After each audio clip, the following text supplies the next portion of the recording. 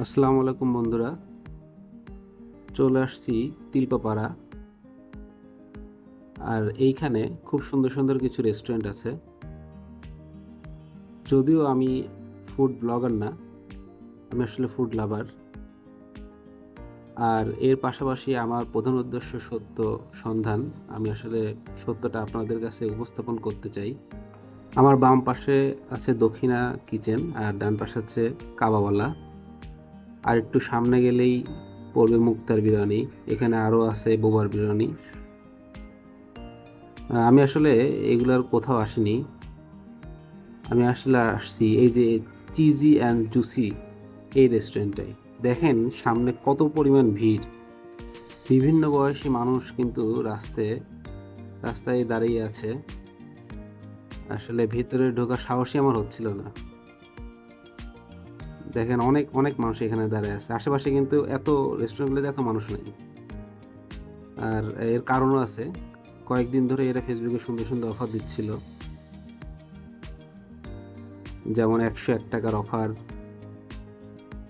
129 টাকার অফার, 99 টাকার অফার। অনেক সুন্দর সুন্দর অফার। দেখেন এগুলো দেখলেই মানুষের দিতে ইচ্ছা করবে।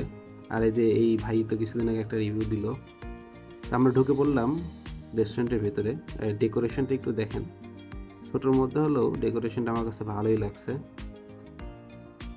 যারা একটু অল্প বাজেটে শুরু করতে চান তারা এইভাবে অবশ্যই ডেকোরেশন করলেও করতে পারেন আপনাদের মতো। খাবারে ছিল প্রচুর পরিমাণ ভিড়, অনেক লাইন। কিছু মানুষ 1 ঘন্টার উপর বসেছিল, তারাও চেষ্টা করতেছে খাবার সার্ভ করার। স্যুপগুলো দিছিল প্রথমে।